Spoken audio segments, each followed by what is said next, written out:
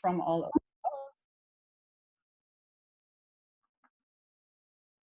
Okay, from all over the world. And my name is Christiane Biel. I'm working in the international office. I'm head of Department International Mobility. And together with my colleague, Alexandra Tauer, I will guide you through this session on this late afternoon. At least it is late afternoon in Cologne. It might be some other time zone anywhere all over the world. For those who you are not familiar with KölnAlumni weltweit, just a few sentences. It is a project initiated by the International Office of the University of Cologne, and it was initiated in 2007, and it aims to offer all former international students, graduates, and scholars the possibility to keep in touch with the University of Cologne and to become part of an international network. One important element of KölnAlumni weltweit is our yearly alumni summer school, and we usually invite up to 30 alumni from all over the world to come back to Cologne and to spend a week at UOC to attend workshops, lectures, and discussions on an interdisciplinary subject of high societal relevance. And actually, today would have been the opening ceremony of our summer school 2020 on sustainable development. But of course, due to COVID-19 and all its worldwide implications, we had to postpone this event to 2021. And we hope to see a lot of you next year this time, and hopefully in present in Cologne.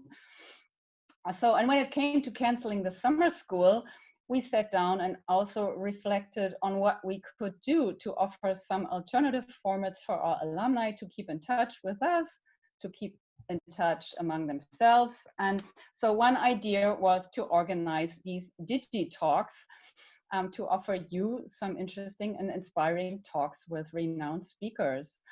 And therefore, we were very happy that Joann Halpern offered to be the first speaker of our opening session tonight on our DigiTalks. Just a few words on Joann Halpern. Dr. Joann Halpern is currently the director of the Hasso Plattner Institute, New York, and an adjunct professor in the Department of Applied Statistics, Social Sciences, and Humanities at NYU. And in addition to teaching and administrative assignments at universities in the United States and Germany, she also co-founded Knowledge Transfer Beyond Boundaries, which is an NGO with projects in Cameroon, Nigeria, Yemen, and Antigua. She received her BA from Dartmouth College, her MA from Harvard, and finally her PhD from NYU. And she's also a recipient of several fellowships and scholarships from Harvard University, the Fulbright Association, the German Academic Exchange Service, the Robert Bosch Stiftung, and the National Endowment for the Humanities. She was the founding director of the German Center for Research and Innovation in New York, das Deutsche Innovations- und Wissenschafts- und Innovationshaus, which is a cornerstone of the German government's initiative to internationalize science and research. And in that function, we got to know her initially because some of you might know that the University of Cologne does run an office in New York. And when Joann Halpern was the director of the GCRI, she also supported and co-sponsored some very successful mutual events that we had in New York, in which enabled the University of Cologne to showcase its research to a scientific and public audience in North America. So, and today she's now with us and we'll give her talk on how to build your international career, and will address issues such as how do I build an international career, who can support me in this process, what kind of strategies are necessary, and many other probably interesting issues. So we are looking forward to this talk now. And just before we start, some remarks regarding the organization. Joann will give her talk. While Joann will give her talk, you can write down your questions also into the chat function. Alexandra and we will collect them, and Joann Halpern will answer them afterwards. In addition, there will also be room to ask more questions once the presentation is over. The talk will be in English. Nevertheless, Joann is perfectly fluent in German. So if you feel more comfortable to ask your question in German, please feel free to do so. That would be perfectly fine. And once we do have the open Q&A session after the presentation, if you have a question, please show up by clicking onto the blue hand in the Zoom function, and then we will call upon you one after another. And also please be aware that the DigiTalk is going to be recorded and uploaded on our website afterwards. But now, welcome again, Joann. I'm very happy that you are here, and I turn over the floor to you. Thank you so much, Christiana, for that very engaging and thorough introduction. Also, in addition to Christiana, I'd like to thank Alexandra and Matthias for all the organization that you took into account and took time to do for this presentation. So I'm going to talk today about building your international career, and feel free during the talk, as Christiana said, to ask questions. So, okay, somehow it's not forward. Can you guys steer it from there? Alexandra, can you push to the next one? Somebody's blocking it here.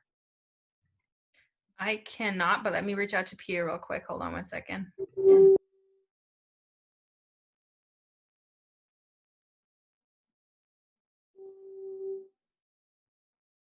So you cannot click the presentation? No, this is what I was concerned about Okay. before. It's being blocked. So this is our premiere today. So Alexandra, do you have the telephone number of Peter? Yeah. Peter, see, this is what I told you about. Just a second. Ah, there it is. Okay, now it's working. Working? Okay. Okay. So I'm going to start by talking about how to work outside your comfort zone, followed by fixed and growth mindsets, networking internationally, building your personal board of directors, and finally, using international experience to enhance your career. So Noel Tichy was a professor at a number of universities, including universities in the US and Canada. He came up with this idea of comfort zone, learning zone, and panic zone. So when you're in your comfort zone, this is when you are doing things that you really feel good about, you understand. It's almost, in German, it links, like it's easy for you. It's not, it's not a big challenge. But really where most of the learning occurs is in the learning zone, the next zone. And some of us maybe feel uncomfortable. For example, for me, it was public speaking. When I was younger, I was very shy. And so public speaking was in my learning zone. I felt very uncomfortable doing it. But each time I did it, that yellow became bigger, so that public speaking became part of my comfort zone. Maybe for some of you, it's maybe writing. So if you don't feel comfortable writing, well, the more you write, like submit an article to a newspaper. These kinds of things will help you when you are, okay, sorry, can everybody see this? Can everybody see the presentation? Now, yes. Perfect. Okay, so when you're in your learning zone, this is when you are pushing yourself, and you're not going to feel comfortable all the time. But the more you do things in that zone, the easier they're going to be, and they're going to become part of that yellow comfort zone, which is going to expand. Then there's the panic zone. Now, the panic zone is still part of the learning zone, but this is the time when your heart's racing. It's very stressful for you. You may not feel comfortable doing it. And you don't want to be in here all the time, but sometimes when you're in the panic zone, your adrenaline allows you to do things you never thought you could do. So I try to put myself in the panic zone every once in a while. See, it's not, one second. It's blocked again. I'll be right back. Here? We did it again. I told you. Sorry. So we're learning here. Thank you, Peter. Okay. Thanks, Peter.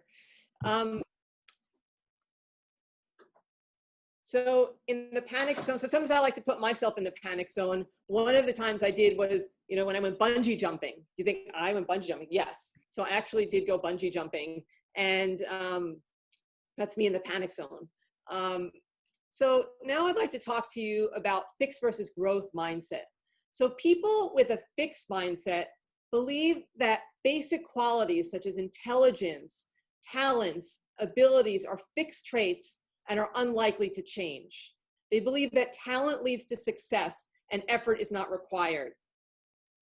So what is that? I'll give you some examples, like attitudes towards mathematics. Some people say, in a fixed mindset, they say, I'm not good at mathematics. And instead of really pushing themselves and trying to get better at mathematics, they'll just say, oh, I'm not good at that, I'll focus on something else. Or some people will say, I'm not good at foreign languages. So they don't put in the effort to actually learn the foreign languages. Or public speaking, like I mentioned earlier. Instead of putting yourself out there and trying, and maybe it's not gonna be perfect the first few times, but you know what, you're putting yourself out there. Or technology, when they say, oh, I'm not good at technology. So those are examples of people in the fixed mindset. And some of the things they would say in the fixed mindset are, I'm either good at it or I'm not. Or when I'm frustrated, I give up. Or my abilities determine everything. When I fail, I'm no good. In other words, they take it personally. When they fail, it's about them and they're, I'm not a good person. Instead of, I'll tell you about in the growth mindset, it's a different attitude. Or I don't like to be challenged. Or you can't change your intelligence. This idea of either you're smart or you're not smart. Or this is a very typical one too. If you succeed, then I feel threatened rather than being happy with someone else's success. So this is fixed mindset ways of thinking. Now with a growth mindset, people believe that even basic talents and abilities can be developed over time through effort, experience, opportunity, and embracing challenges. So they realize that their effort has an effect on their success. So they'll put in the extra time and that will lead to higher achievement. So they don't give up and say, oh, I'm not good at math or I'm not good. And Michael Jordan is a perfect example. Believe it or not, when he was in high school, when he first tried out, he did not make the basketball team. Michael Jordan, everybody knows Michael Jordan, right? So he just kept working and working and working, and he became one of the best basketball players in the world. Another example is crossword puzzles. In German, you say Kreuzworträtsel. So crossword puzzles, if you're always doing the easy ones and getting everything, that would be, okay, great, you're doing well. But people with a growth mindset push themselves and try harder and harder puzzles. So those are examples of fixed and growth mindset. And in growth mindset, some of the ways of thinking are, I can learn anything I want to. When I'm frustrated, I persevere, I keep trying. My effort and attitude determine everything. When I fail, I learn. That's also a startup attitude, with startups. I want to challenge myself. Or if you succeed, I'm inspired. And now we're going to go to the next section. And the next section is networking. So who actually networks? Lots of people. We're all networking all the time. And some of us don't even realize it. So people entering the workforce for the first time, people re-entering the workforce after having been away, people that are currently employed, but they want to enhance their visibility. So you want to get more visibility in different ways. Or people planning your next career move. Also people who want to be internationally mobile in their careers. Remember, we're talking about international careers here, or global careers. If you want to be mobile globally, you need to have a network that's global. And startups, of course. Startups, they need to pitch. They need people to learn about their product. They need people to invest in their product. So you need to build your network as a startup. So why do we develop networks? We develop networks because for a number of reasons. One is, as I mentioned earlier, enhanced visibility. When you are more visible to people, you're going to get more invitations to do different things. So one, speaking on panels. Again, some of you might not feel comfortable speaking on panels, but this is really important for your organization that you're working for, or the university you're at, because speaking on panels gives not only you visibility, but it gives the people you're working with and your institution visibility, which is important. And by the way, if you are asked to speak on a panel, thank the people that organized it when you're finished. Also, you might be asked to contribute a book chapter or magazine article.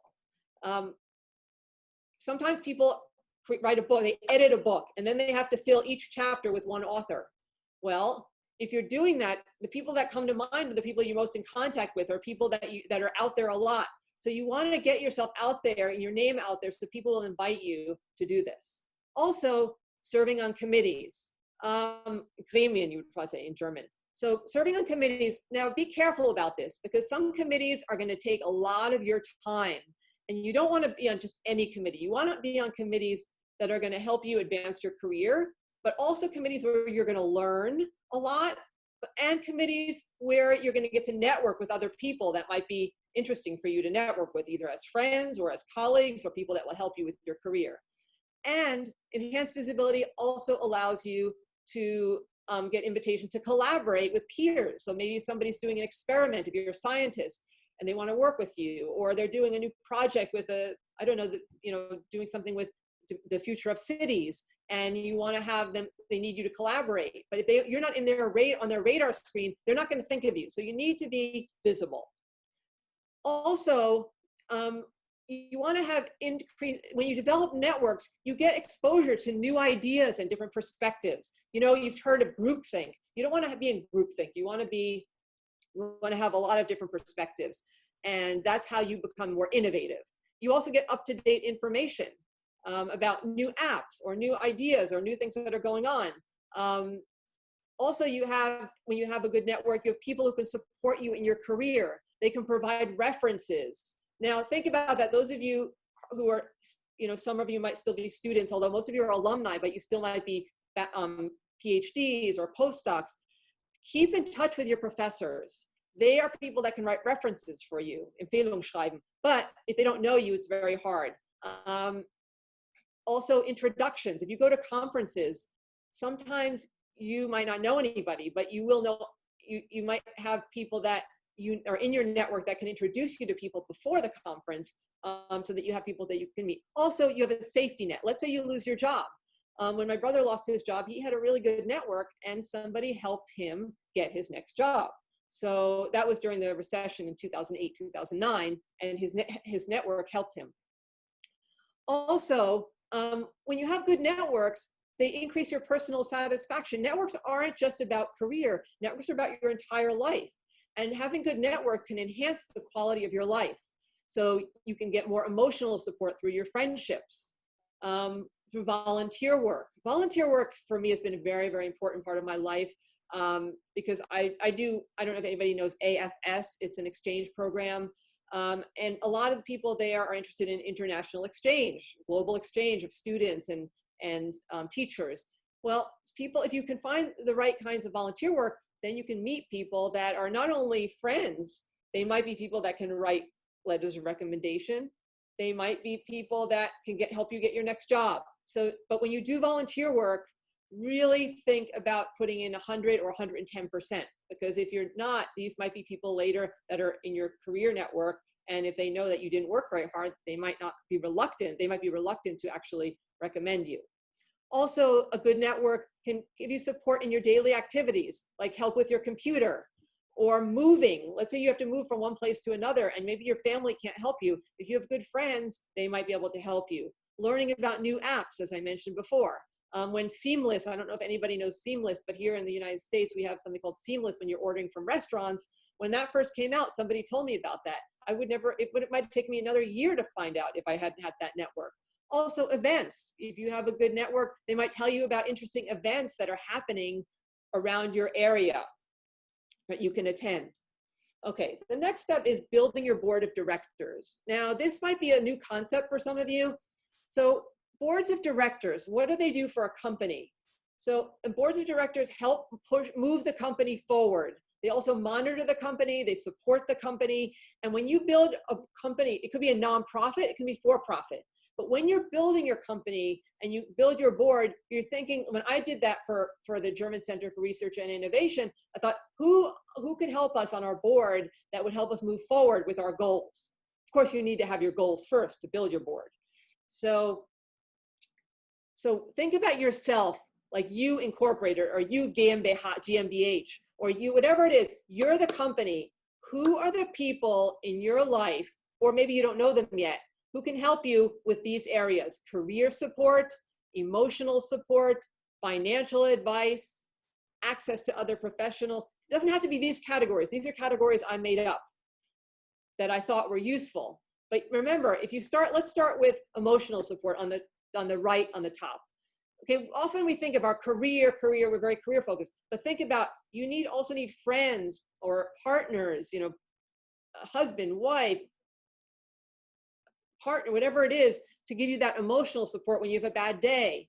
The friends that do that, or well, financial advice. Maybe you need someone to give you advice about how to save money or how to invest. Who in your board can help you with that?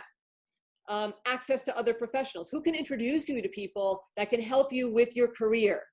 Think about it. And while I'm talking, you know, you might want to maybe write this down and, you know, for yourself, and say, who are those people and where are the gaps? Where don't I have people? Or lifestyle advice. Maybe, for example, lifestyle, maybe you want to get, you know, you want to get better, more fit, but you can't get yourself out of bed in the morning to go running, or you don't want to go to the gym. Maybe you need a trainer. I mean, lifestyle can be many different things, but that's just one example where you can get people to really, you might need to pay sometimes, and where do you want to invest? So lifestyle is another one.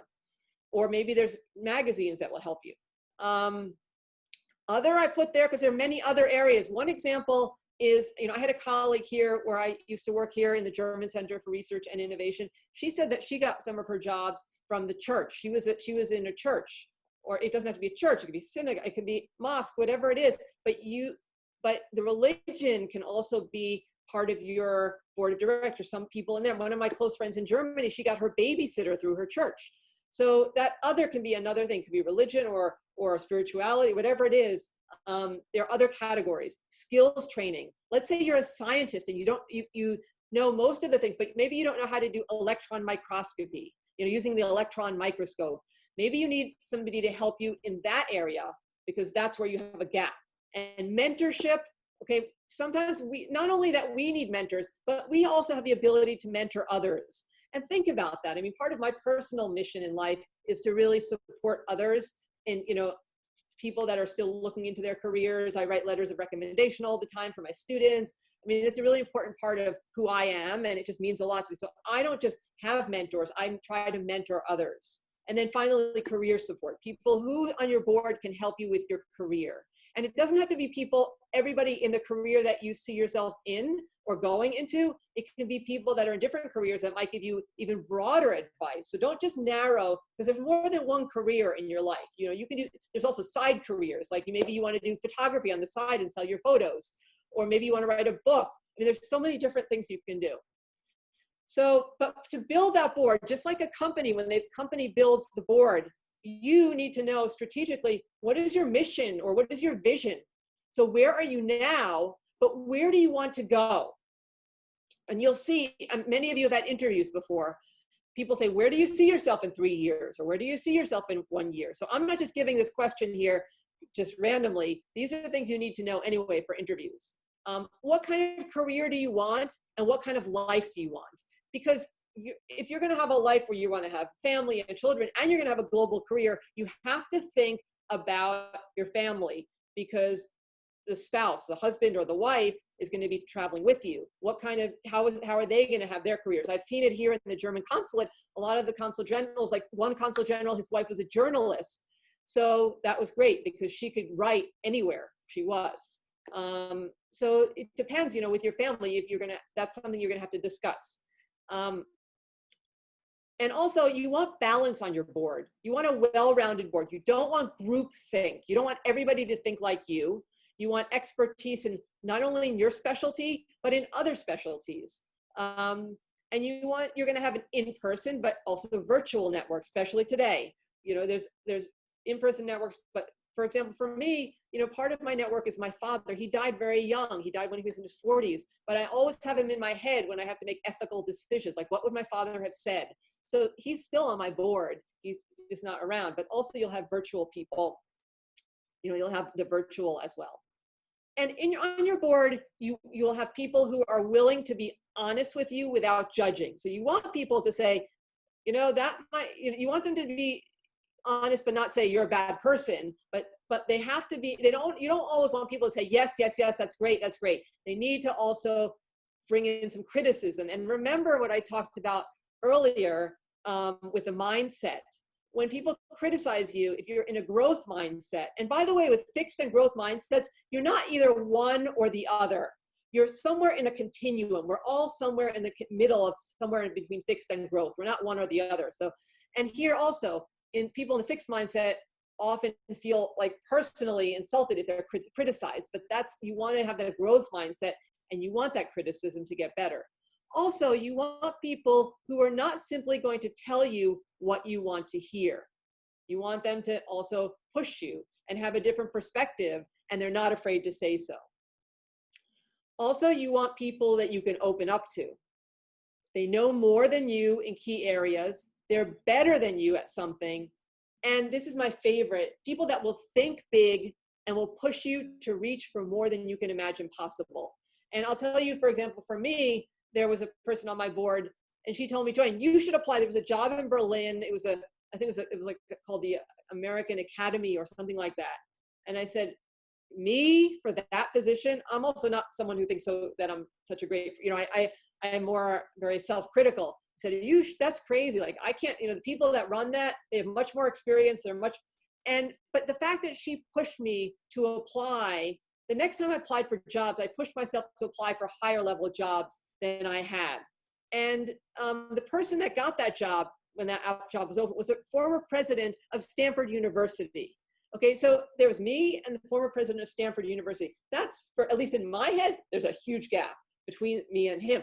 But the idea that your people on your board will push you is good, because we often, especially women, we often don't apply for jobs when there is even research on this, that if you don't fit, like some men will be like almost 7 of 10 categories. Women might apply if they're fit like 7 of 10 categories, and men might apply if they're 3 of 10. I don't know the exact numbers, but you know what? If you see a job ad and you think this is a really good fit, even if you don't feel like a lot of the things they list don't fit, the worst thing that happens is you don't get the job. But if you really want that, just send in your application. Okay, if you need a PhD and you only have a bachelor's, that's a little different. But sometimes there are things where we start saying, no, I'm not good enough. Just do it. The worst thing happens, you don't get the job. But remember the comfort zone, learning zone, panic zone. Now your comfort zone will be a little bigger because you applied. And for me, for example, I'll give you an example. When I was in college, there was the Fulbright scholarship was, there was an application for Fulbright. And I thought, no, I'm Fulbright, me? Never. But then a friend of mine who was a year older applied and got it. And I knew academically, she wasn't any stronger than I was, so I thought, wow, she got it, then I can get this, I think. So I applied. But you don't want to wait till that friend applies. You have to push yourself. And if you don't get the Fulbright, I actually got it, but if you don't get it, that's okay, because you learned how to apply to it for a scholarship. Maybe next time you'll have a better application. You might have made it to the interview and didn't get it, but then you had an experience interviewing. So really push yourself to do those things. Again, outside your comfort zone, growth mindset, to do those things that you don't think. And sometimes you need people on your board who are going to tell you that, because you yourself might not have that, that attitude.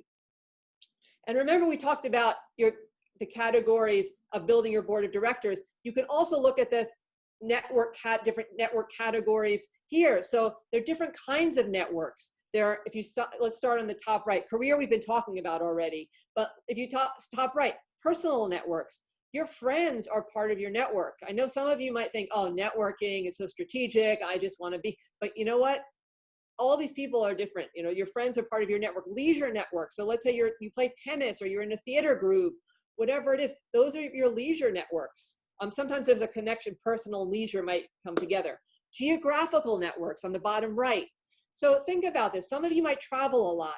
For me, I have my network organized in different ways, and one is geographically. So if I'm in Cologne, for example, on a business trip, I will look at my network and say, who's in Cologne I should spend time with. Of course, sometimes I'm just so busy I don't have time, but I try to meet with at least one person when I travel for business in the location that I'm in. So think about geographically how you can also look at your network that way. You might forget that you have friends in Sri Lanka or in India. So that's another way to organize your network, because connecting by email and by social media is fine, but the in-person, there's really, it's so important also to have those in-person communications. And then, of course, you have your virtual networks through social media or through other means. These networks also keep in touch with people, and I'll talk about how to keep in touch later. Other, okay, again, you can think about other network categories. Subject-specific networks. So let's say you're a scientist in the area of olfaction, which is the smell. You know, so if you're a scientist, and maybe you have the olfactory experts in your network, that's subject-specific. Selective networks. So you have Rotary clubs. You have, you know, all these different kinds of, your alumni, Cologne Alumni Network, that's a selective network. Or for me, it's, you know, Harvard Alumni Network. They have lots of events. They have lots of things you have access to. So think about those selective networks. And how do you actually develop your network? Well, the purpose is driven by your professional development needs. It can also be driven by your personal development needs. So what is the purpose for this network? Why are you actually developing it? And then analyze your network systematically. Who are your stakeholders? Now, what are stakeholders? Stakeholders, so when we built the German Center for Research and Innovation, the first thing I did, was made a stakeholder analysis. So who are our stakeholders at the German Center for Research and Innovation? Those were all the people that were affected by our work, so what we did, and also the people whose work affected us. So for the German Center, I mean, we had the Max Planck Institutes, Leibniz, Helmholtz, the German universities. We had New York Academy of Sciences. We had the National Institutes of Health, National Science Foundation. We had German Aerospace, like all the different. So these were, we mapped out our stakeholders. I actually had my assistant do just a few sentences of each with a link to their website. So we knew, because before we decided what our mission was, before we created our website, before we did anything, we wanted to know whom we were serving, and also what people our work would help others, but also who could help us. And so we had this whole stakeholder list for our German Center, and it helped in everything. It helped me decide what kind of events would I attend in the evening after work, so that we could build up our network. And I, you know, that was a lot. And I spent the first year, I spent about 4 evenings a week just out at different events, because we needed to build up our invitation list, our database. What was the current status of your network? Okay, so think about that. What's the status of your network? Where are the gaps? Is my network only Germans, only Americans, only German and Americans? Is it all white? Is it all, you know, think about where the gaps. Is it only scientists? Are there journalists in there? Are there other? So think about in your own network, how is it constituted, and where the, in German say die Lücken, you know, where are the gaps? This is one of my colleagues. She actually analyzed her own network. This is the scientist, and she looked at, she was a snake and olfaction expert. So she was really strong with snakes, and she worked with the vomeronasal organ and olfaction. She was a little weaker in electron microscopy. So that's where she needed to build her network, and also needed support in learning electron microscopy. She started working with rats, but she mostly worked with snakes. But she was able, by analyzing her network, to connect people in her network with other people. So it's not only you're getting help from others, you're looking at your network and you can help others. And that, like from the German Center for Research and Innovation, we were basically responsible for showcasing German science in North America, German science and innovation. And so we had access to all different areas. So we were major connectors for our German colleagues. So think about that. How's your network, and whom can you help? Because it's not only one way. And actually the job I have now at the Hasso Plattner Institute, one of the reasons I got that job was because I had a very strong network. They needed to be able to have somebody to bring people to events in New York. They needed an audience, and they didn't have people. So networks can actually get you jobs. So how do you actually develop the network? And this isn't easy. So first of all, what is the most important network for your particular goals? What kinds of individuals and institutions do you want to connect with and make contact with? As I told you before, when I started the German Center for Research and Innovation, I went to events that we would want the people, the same audiences as. So New York Academy of Science, I went to a lot of their events. I went to biotechnology events. I went to neuroscience events. I also asked people I knew to help me connect with some of their contacts. Also decide how you're going to contact these people that you want to help. So, you know, there's different ways through social media. There's also asking people you know to introduce you. And that's what I did at the beginning when I started the German Center. I asked people I knew, hey, can you introduce me to 3 neuroscientists that you think will help me? Can you introduce me? People like to help. Think about that. Networking isn't always bad. Think about asking for directions. When you ask someone for directions, or think about somebody asking you, somebody asks you for directions and you help them. Don't you feel good about it? So the same thing with networking. If you ask people to help you, they feel good because they're helping you, and you feel good because they helped you. So networking isn't such a negative thing. It can be very positive. Also, approach these people that are already in your network to help them build your network. And will participation in specific events provide access to key individuals? So ask yourself that. So be strategic about what events you go to, because we only have limited time. Also, nurture and maintain your network. So you want to keep your network updated. For example, if you have a new job, you don't want to you don't want to overdo it though. You don't want to overdo it with your keeping them updated. So introduce individuals to relevant contacts. And here's the one send articles, including if you've written an article, think about your professors. I teach at NYU. I love when my students, when they write an article or they get a new job, I love when they write to me and keep in touch. But don't send articles all the time. You don't want to overdo it, okay? Because you know, people feel like they should respond when you send an article, and if you're doing it all the time, they're going to stop taking it seriously if they're not relevant. And also, when you're going to conferences, meet for coffee. But when you're going to conferences, usually people organize their meetings before they get to the conference. So think about that, because once you get to the conference, people are really, really busy. So try to schedule your meeting for conferences before you get there if you know the people that are going to the conference. It doesn't always happen that way, but it would be nice to try to do that. And of course, social media. You know, we use a lot in the US. LinkedIn is probably one of the major networking. I know you have Sing in Germany. So social media is also a very important part of your network. So some of the key questions you want to ask yourself are, who are my key contacts?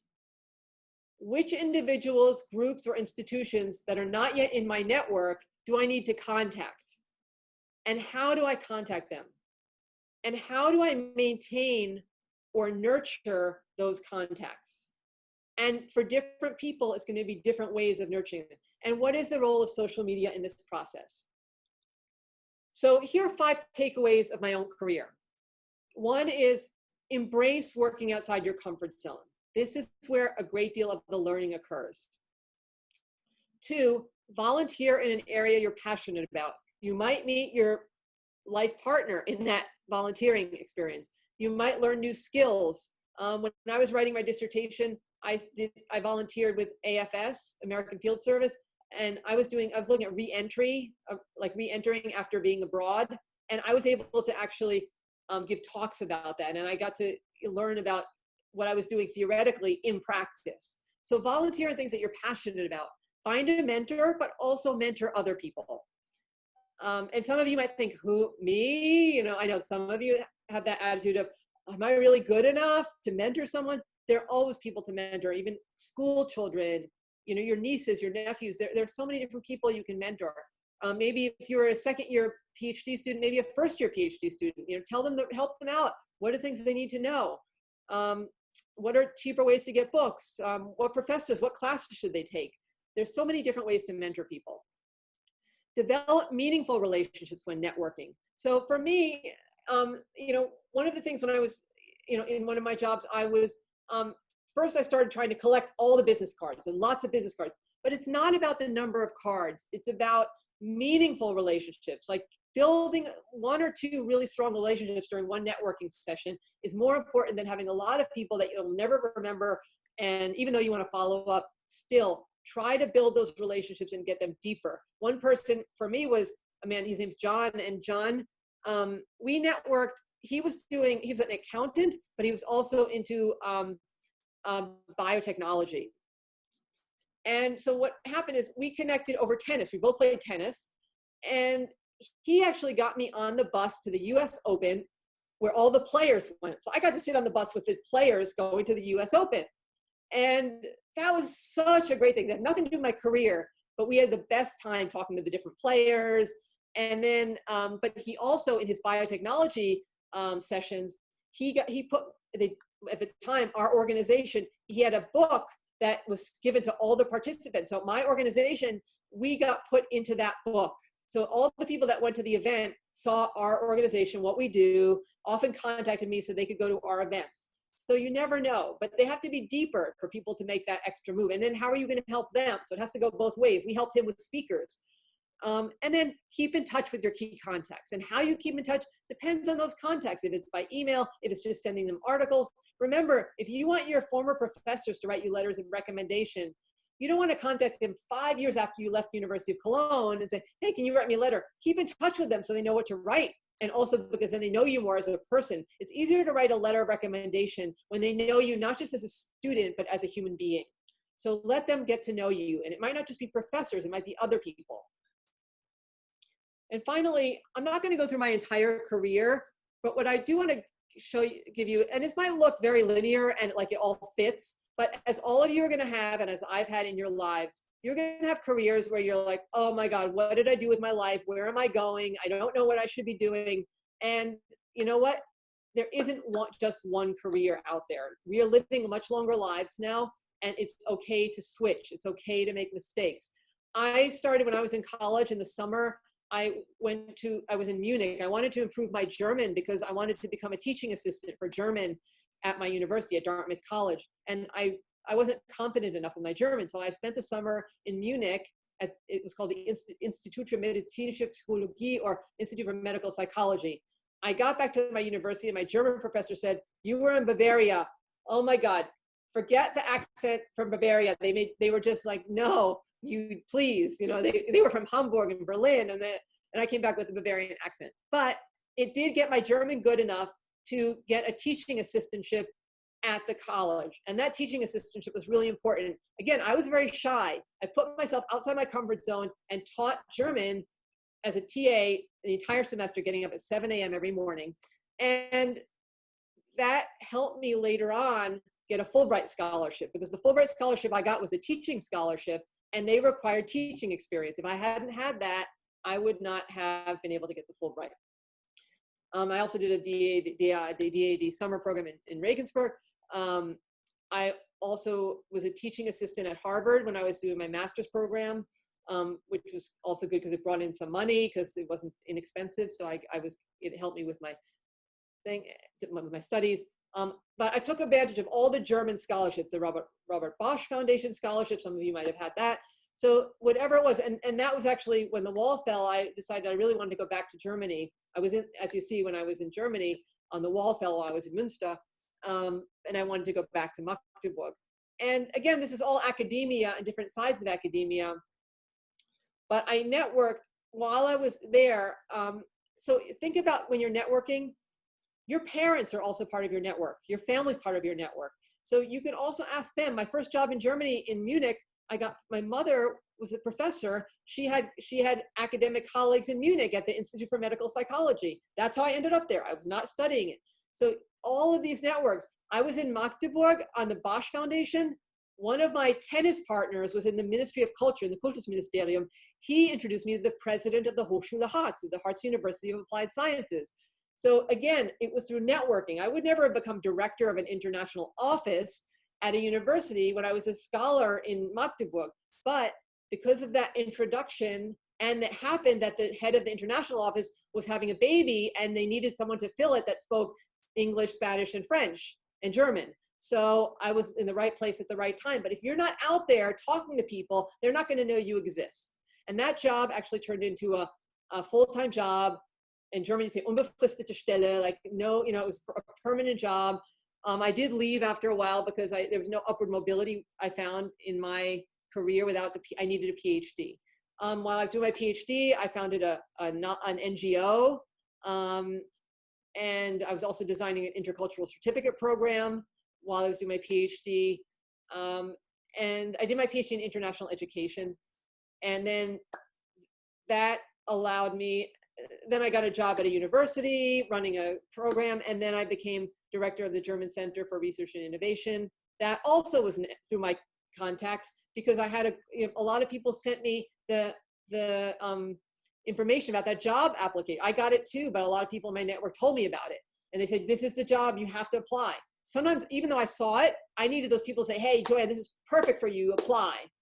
And then, and now I'm the director of the Hasso Plattner Institute in New York. There were some stages between there. I didn't want to put everything in there, but the Hasso Plattner Institute is an institute for digital engineering based in Germany, in Potsdam. And we do human-computer interaction, algorithm engineering, design thinking. Actually, if you're interested in design thinking, that's the hub for Europe in design thinking. They do some really great programs. Some are 3-day programs, some are a whole semester, all different kinds. So that's a very quick overview. And if you want to contact me, right now my email address, for the next 3 or 4 days, I'm having some issues, but after that you can contact me at this email address if you have any questions. And also right now, feel free to ask any questions you might have right now. So that's all that I have to say for now, but feel free, we can discuss this in more detail. I also, if we have time at the end, I have a little exercise for you to do, but we can do that after the Q&A. To do at home, not to do with us, but to do at home. Okay, so that was it. Thank you very much. Well, thank you very much, Joann. That was really interesting.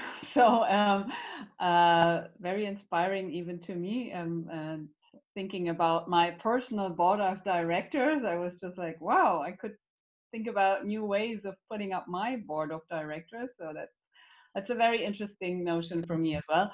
Alexandra, will you maybe turn on your microphone?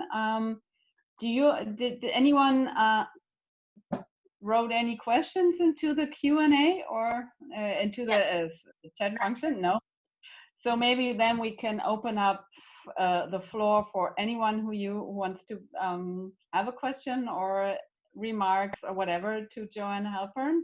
So please feel free to do that either in German or in English. Both is perfectly fine. Just raise your hand and well. And if you don't have any, I would be happy to give you the little exercise because I think it's kind of fun. Okay, maybe anyone here for a question? I think Gerald, you have a question. So you put up your hand. Go forward, please. Hello? Can't hear you. If you can't hear it, then maybe write it in the chat and then you tell me. Yeah. He wrote it in the chat. I'm going to read it out. I think, hi, how do you keep in touch with someone after a conference? So what I usually do is I write to it depends on if it was on your panel. If it was on the panel, I was saying I really enjoyed being with you on the panel, and then I'll bring up something from the panel that we talked about, and maybe we discuss this in more detail. But don't just say, let's talk in more detail, but really be specific when you're writing to people. Or in the conference, after the conference, mention something that you talked about at the conference that you want to discuss further. Not just say, hey, I just want to keep in touch. Give them something to act on. And when you're at conferences too, if you introduce yourself, try to find something about that person that you can ask them about. Like, hey, I saw that you're doing research on this. Can you tell me more about your research? Or I'm working on this.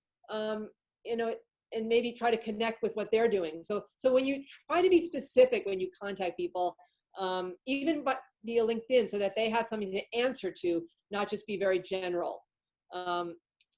Yeah, so that's kind of that's what I would recommend. Any more questions? I do see a question from Annabella in the chat. I'm going to read that out as well. She asked that you talked about the design intercultural certificate. What does that mean? Oh, so that was at the city. When I was doing my dissertation, I decided I needed to have a job in addition in case when I finished, I wanted to have been employed during my dissertation process. Plus I needed to earn money, but I wanted to have that more work experience. So the City University of New York, actually it's the Baruch. It was the Zicklin School of Business. It was a business school. and they wanted to have the certificate because a lot of their students couldn't afford to study abroad.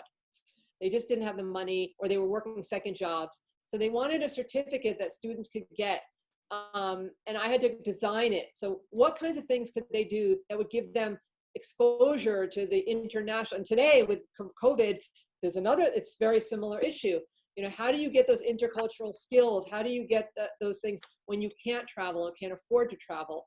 And so that was the intercultural certificate that we did. And there were different things, like we required them to go, well, they get a choice, but some of the things were to go to a certain number of talks by international speakers, to go to the opera, to, but then it wasn't just going, it was like you had to follow up with doing things that were more processing these experiences. Or we had them, one of them was going to different areas of New York City where there were different groups, ethnic groups, and engaged in some way. And sometimes we would draw it out for them, or sometimes they had to create it and come to us with how they were doing it. And then also they had to write about it. So it wasn't just going there and doing it, but writing about it. So different kinds of experiences that exposed them. And sometimes we wanted more deep exposure, not just a one time, so we made it over a couple of days. So those were, and then some of them was just to go abroad for a certain amount of time if they could afford it. So that's a long answer to a short question. But you might want to think about that today in your organizations. How do you create that immersion effect? I mean, the intercultural, you can do projects together, but how do you really make something out of it? You can go abroad, even with the study abroad, you can be there, but not get a lot out of it by just hanging out with Americans or hanging out with Germans. You want to really think about how to process that experience and get the most out of it wherever you're doing it. Even if you're abroad, you might not get anything out of it if it's not well thought out.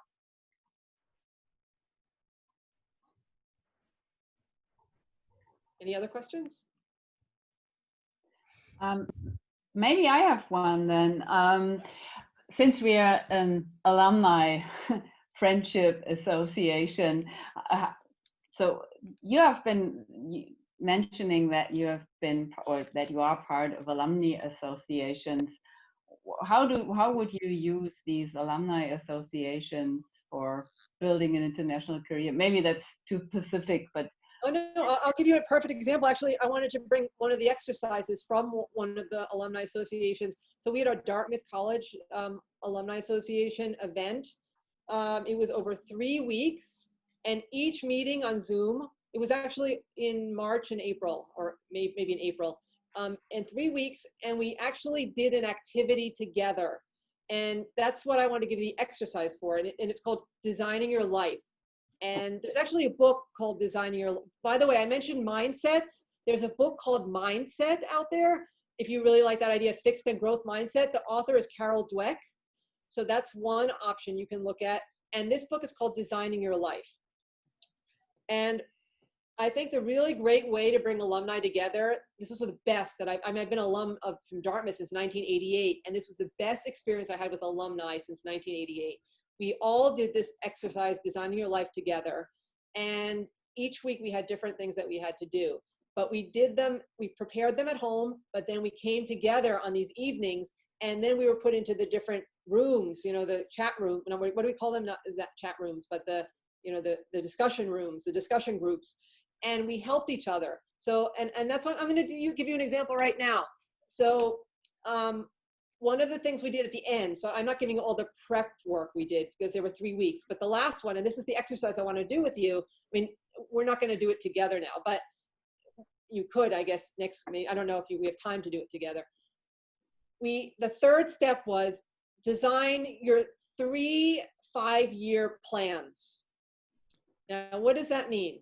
The first plan is, so you put like 5 years, like 2020, 21, 22, etc. And then in each year, you want to have one milestone, like one big thing that happens. You don't have to write everything for each year, and you can write pictures. You don't always have to write words. You can do pictures, words.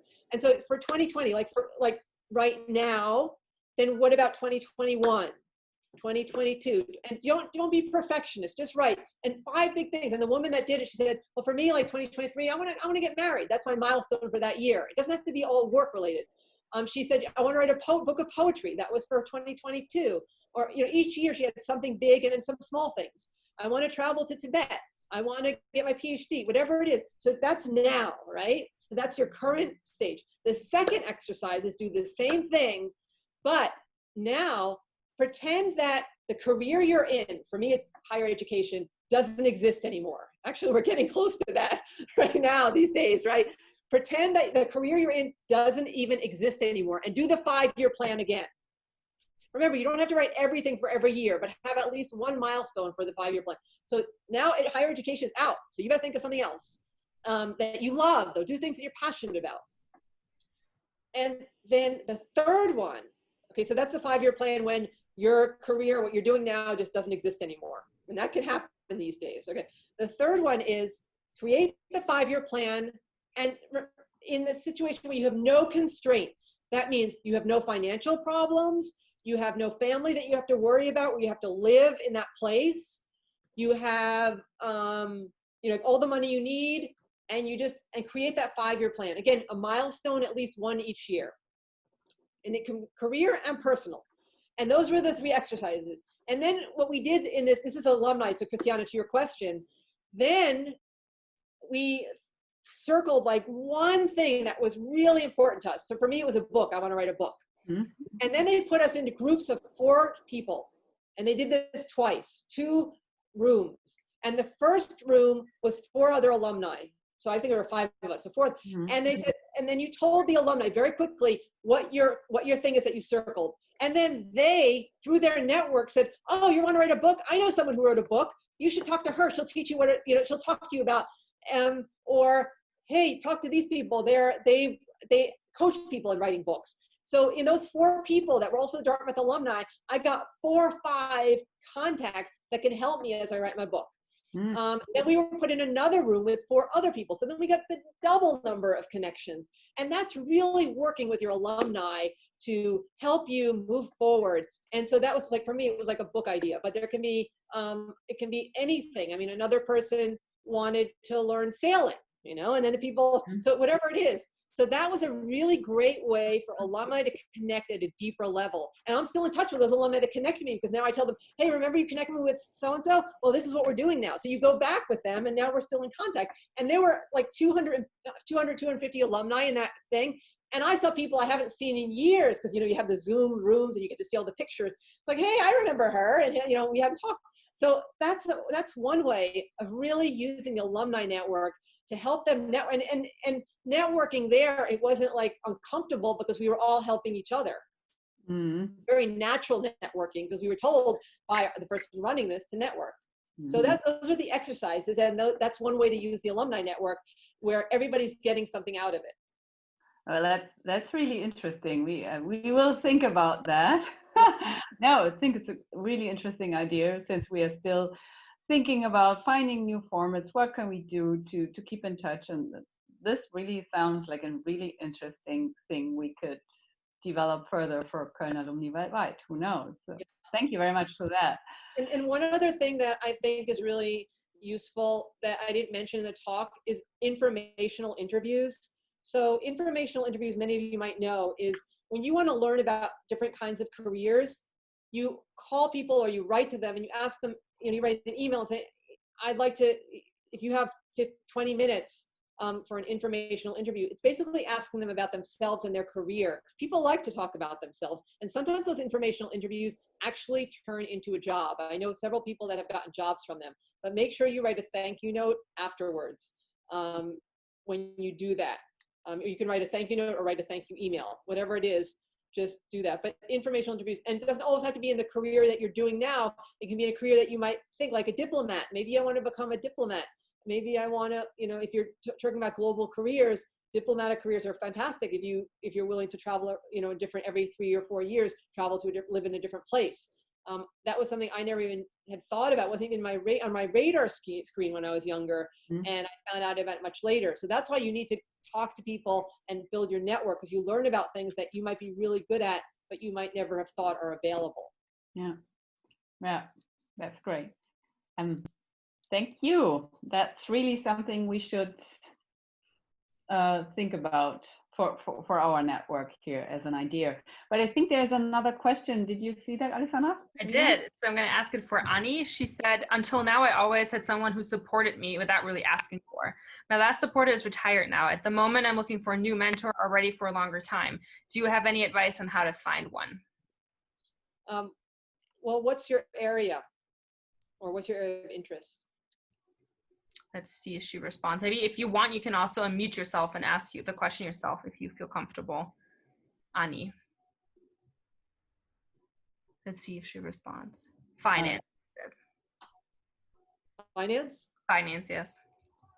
Yeah. So, so I don't know if you know, in your LinkedIn network, you can, one is to go through LinkedIn and look in your LinkedIn network and see if people are in finance or are connected with people in finance. Otherwise, you know, people like me can try to help you. You know, we in New York, finance is very big. I do know people in the finance industry. The question is, you know, the time, whether they have time. But I could, you know, I could try to help you with that, because I do know a lot of people in that area. And also, it doesn't necessarily have to be in finance. It could be in a broader field. You know, it could be in business in general, if you want. The other thing is, so let me know, you know, check your own network. Also check if you know people from when if you were in Cologne that you were classmates with. They might actually be in the financial world. Maybe they can't mentor you. Maybe they can, but if they can't, maybe they know someone. So I would first start with your general, you know, network and people you know from Cologne, and then broaden it and ask. But you also want to make sure it's a good fit. You know, ask the people about them. And, you know, if you can't find any, you can contact me. Also, I don't know if I emphasized enough. I did mention it briefly. You have more than one career in you. There's more than one thing you can do. And if for some reason, you know, it doesn't work out what you're doing, there are other pathways. And that's why this whole, this 5-year plan, put things out there that you're passionate about too. Don't just, you know, sometimes we say, oh, this has to look good for my parents or for my dissertation advisor. You know what? You have to also, it's really hard, but you have to ask what you really love, even if it doesn't necessarily look good to the people around you or people you studied with. And that's a really tough question.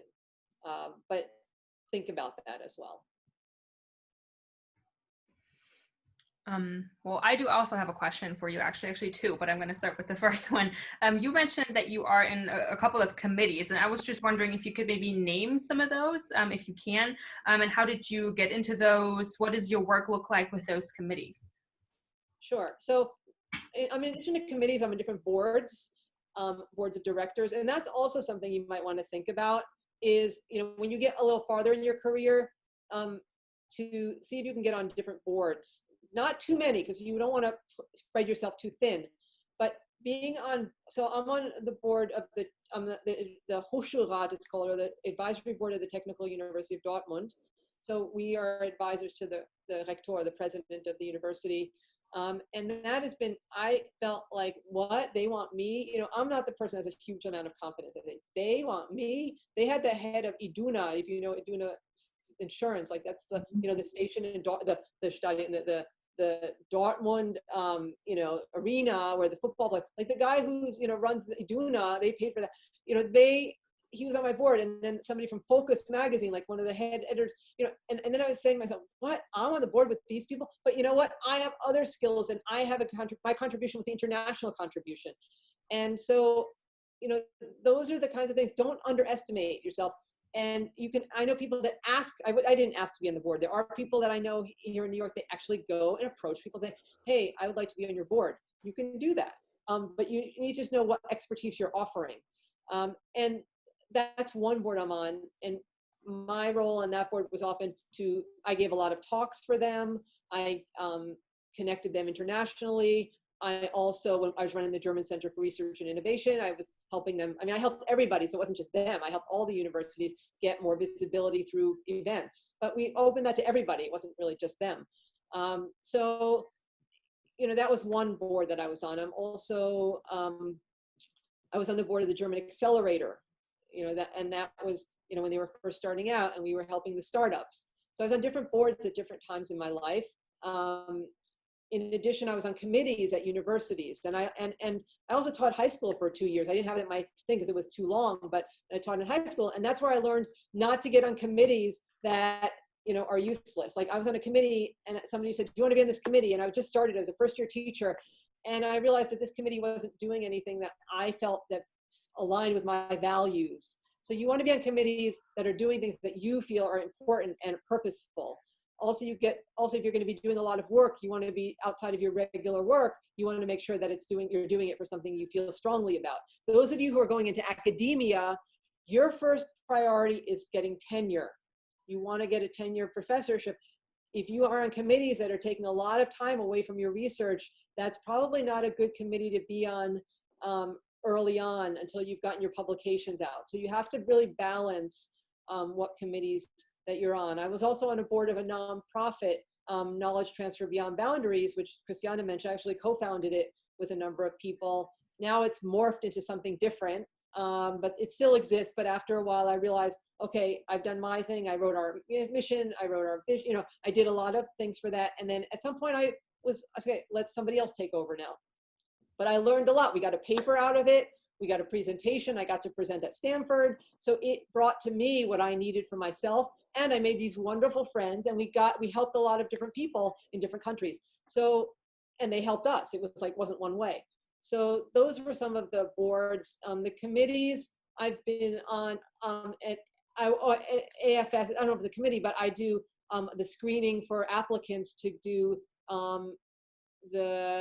what's it called? It's like a Congress Bundestag. So I'm on a screening committee for that. I love that because you get to interview students who want to go to Germany. So I get to use my knowledge of Germany. I get to, you know, help decide which students get accepted, and, you know, which students might not be a good fit, which students are maybe haven't had the opportunities. You know, you also have to look at students, maybe they don't know German, but they've never had opportunities and they've never been abroad. These are the kids, hey, you want to get them abroad. And then there's somebody who's been to Germany 10 times. Maybe that person can find something else, you know. So, but how do you make those decisions, and working with people and talking, and not everybody on the committee knows everything about Germany. So those are different, different committees I do. It's also more volunteer work. I don't know if it's a committee, it's more a volunteer. And then I did re-entry training for teachers and so different kinds of things. I do a lot of intercultural things because that interests me. Thank you. Awesome. Okay. So those of you in Germany or wherever you are, it doesn't matter, all over the world, AFS, if you're interested in intercultural and international, AFS, A and then F as in Fred and S as in Stephen, they have everywhere. I know in Cologne they have offices. On the other side of the river from you guys, and all over the world they have AFS offices because they send students, high school students from Brazil to India, Germany to the US, Japan to Sri Lanka, wherever. They're sending people all over the world, so they have offices all over the world. So that's a fun volunteering thing. I love that. Mm. These days, you know, it's a little different. I don't know how it's working now, but you can still mentor people or advise people online. Okay. I have another question from Jordana, actually. She typed it in the chat, which I'm going to read out. I'm planning my next career move. I'm looking for PhD positions in the field of international development and social innovation. What would it be, or what would be the best way to look for a supervisor mentor in my field?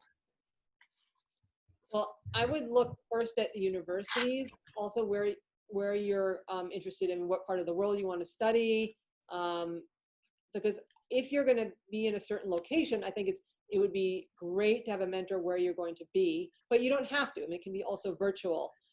Then look at the articles. I would look up articles that have been written in the area that you're interested in and see who's written those articles that say, oh, that's exactly what interests me. You know, and talk to that person and say, this is interesting. You know, I'm going into this field, and, you know, it might be too early to say, hey, can you be my mentor? But start the conversation with them first. See if you guys get along, you know, you and the person, if she or he is. And so I always, often when I'm doing research, I look at the articles, and I also look at what they're citing. So not just the person writing the articles, but what are the articles are they referencing as well? And then you're going to get to see who are the key people in the field. And that's where you're going to get a better idea of who can mentor you.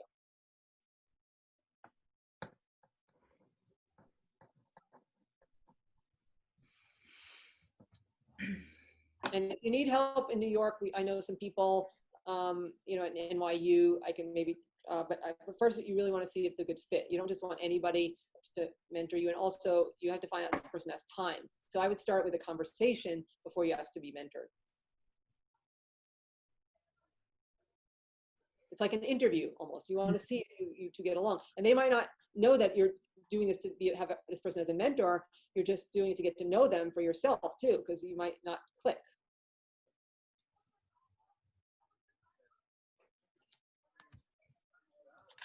So another question from Katrin. I'm just going to move on. Please interrupt me if I'm too fast.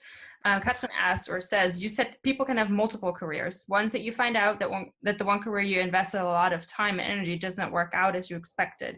The exercise you introduced is very helpful. Do you have recommendations, for example, courses or books that help to find the other possible careers for you? There's a book called Pathfinder that you might find interesting. Get the more updated edition. And then Designing Your Life there's a workbook and it has exercises to figure it out. And one thing I did, it's hard to describe, I should maybe make a slide for next time, but I did something called a mind map, where what I did was I put 4 things that I love and I made big circles around them. For me, it was languages, teaching, sports, and travel. And I just put them as the big things, and I made circle around each of them. Then I made little spokes coming out of each one. So then for like language, I wrote German, French, Spanish, teaching language, learning language, whatever it was. And then for travel, I put locations, and for teaching, I put students and connecting and whatever. And so each of those, and then at the end, I had all these things written out. And you can do a 3rd level, it can be a tertiary level. You do the spokes, and then you can do spokes coming out of the spokes. And then what I did was I looked, and then I circled some of the key things in all of those. And I ended up circling, I had been to Zambia. So I had like circled Zambia because I just had such a great experience. I got to go to the school there. I met the kids. I remembered a discussion about, you know, like there was no sports for the girls, or there was no sports or enough sports. And then what I did was I pulled all those together, like the key things.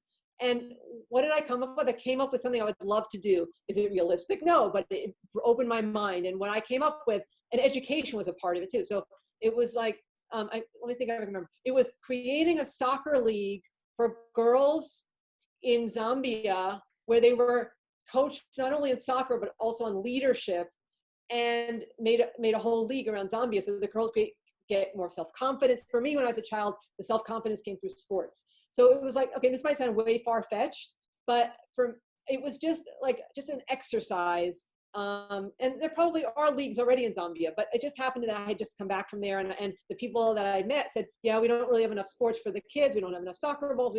And so this was this thing that kept staying with me. And, you know, this might sound very naive, but it was just an idea. But the idea is using the mind map to pull some of those little things that you created together into something that, and it was all for me about passion. I really feel it's important to build confidence in young women. Also, sports was a really great way to build confidence. And for me, the whole travel idea and being in another country was important. But you can do that for yourself. But the hardest thing that we have as adults, I mean, children are much better at this, is we have this censor in ourselves and saying, oh no, that's a bad idea. Just put the ideas out there without crossing them off. Just put them out there, write them on the mind map. That's what mind maps are for. It's like, what's the first thing that comes out of your mind? And put them out there, and then do the spokes and just write them out. They don't have to be perfect. And they don't have to be they don't have to fit exactly. Like if you have language or languages, and then you put travel next to language, wait, travel isn't the language, doesn't matter. Just get them out there. And then you kind of look at what are the things that stand out to you. And then you kind of turn that into finding what you really love. And maybe the career for me, well, that was not affordable for me to have that as a career, but you might find where's your passion or what's your purpose? What brings meaning to your life? Or maybe that's something you can do during a sabbatical if you're a researcher, or maybe it's something you can do during a long vacation, or maybe you can organize it and have other people do it.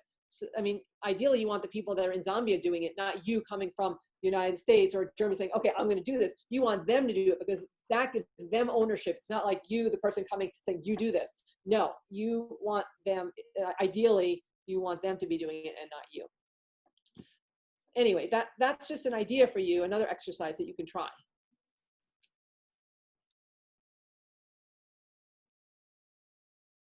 Alexandra, you have to turn on your micro. That's important. Sorry. A lot of people have asked about the book titles, and I just suggested that I collect all the book titles that you've mentioned, maybe via email, and then send them all to all the participants so they can look it up further after the session. So I will send out an email to everybody after. But another question popped up from Zajari. He asked, or she, excuse me, hi, I'm also planning my next career move. I just graduated from a BA in history, and I've always been interested in international relations as well. I think both careers are very well connected, but I don't know how to start relating them professionally. What do you think I could do, or where could I search for something related? So actually a colleague here in New York, his name is Steven Sokol, S-O-K-O-L. He runs an organization called American Council on Germany. And they also work with the Atlantikbrücke. And so in Germany, I don't know where you're based, but the A-T-L-A-N-T-I-K, Atlantic, and then B-R-U-C-K-E, Brücke, they do a lot in international relations. They do a lot of talks. And Steve Sokol runs American Council on Germany, and they do a lot of different talks as well. And you can just take a look at those. They're doing a lot of international relations. International relations can also be going into diplomacy, to becoming a diplomat.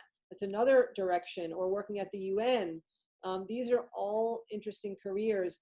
And UN has offices in Geneva as well as here in New York, and all over the world. There are different outposts. I mean, UNESCO is in France, in Paris. So that's one way of doing international relations. Challenging is getting in.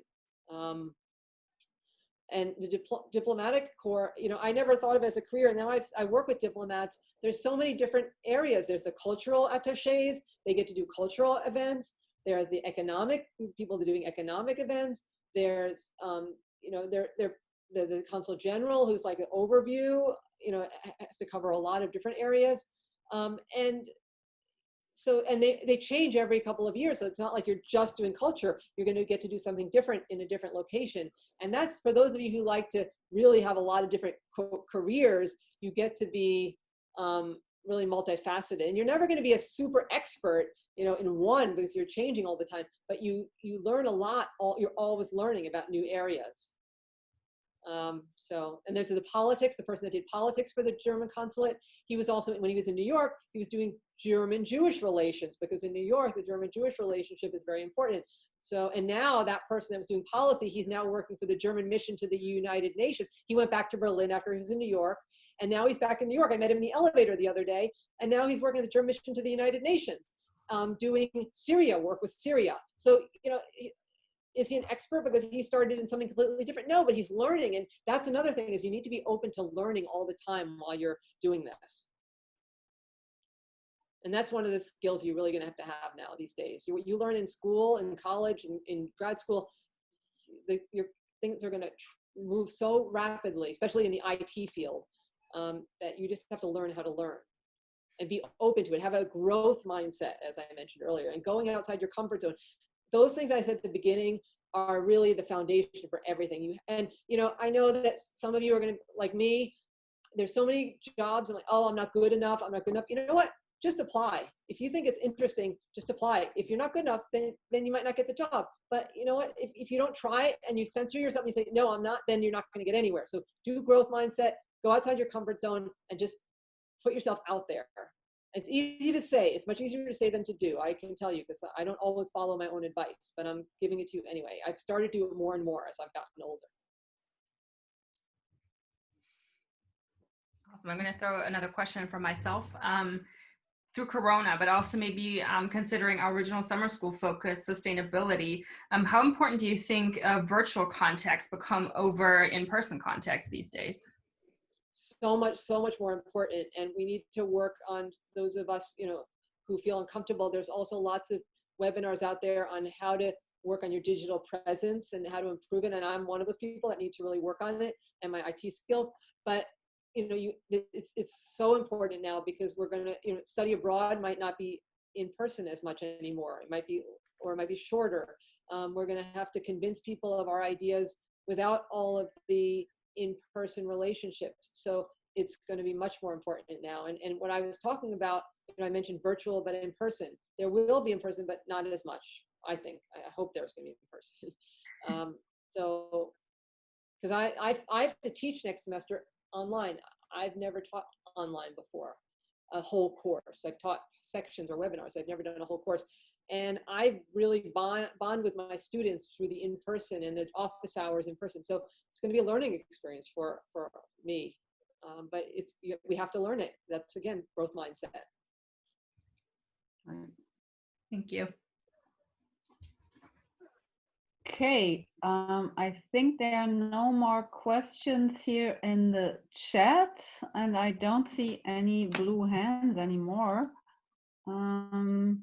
So I think everyone is trying now to make something out of all these interesting things you just said. So from my part, do you have any other questions, Alexandra, or no? No? We're good. I have one comment. If anybody needs to reach me right now for the next 3 or 4 days, I won't have access to this email. So if I don't answer you right away, that's why. So I just wanted to let you know that. Right. Okay. Well, we keep fingers crossed that the situation will improve with that. But well, thank you very, very much, Joann, for doing this and having this really inspiring, instructive talk this late afternoon in Cologne. So I think I will start my 5-year plans, maybe not tonight, but maybe during this week. So I think that's really, really interesting to think about these kind of things. And maybe we will also think about some event with our alumni on these issues. But also thank you very much to Peter Rosenbaum for supporting us here and providing the space and also technology. That's networking. So that's really a networking issue that a colleague from another university in New York supported us doing this. So thanks for him as well. Yeah, I'd like to thank Peter as well. He's fantastic. That's great. Yeah. So he has been supportive through the years. So that was great. And also thank you for Alexandra for putting this up. I think we had a really good premiere on this issue, and we will hopefully have more events like these during the summer. So we keep you informed. And well, for all of the others who are still here, thank you for joining in and being part of our first alumni DigiTalk. And good afternoon to the Europeans, or late afternoon. Good night for some of you who are in Asia, in India, in China, in Malaysia. Good morning to some of you right across the Atlantic. So wherever you are right now, thank you for joining in, and I hope to see you next time around. And well, from my part, that's it, and I'm really inspired now. Thank you. Thank you all for organizing. Really, very much appreciate it. You want to add something, Alex, or? I think we're good. Thank you from my part also for Joann, for everybody who joined today. Just a quick info from my side. We will put this presentation on our website afterwards. And as I just said, I'm going to send out an email with some of the book titles Joann will suggest, and also maybe then with a link to this presentation so everybody can access it afterwards. So thank you again from my side. Have a good rest of your day, rest of your night, and I hope to see you next time as well. Thank you. Goodbye. Bye. Bye.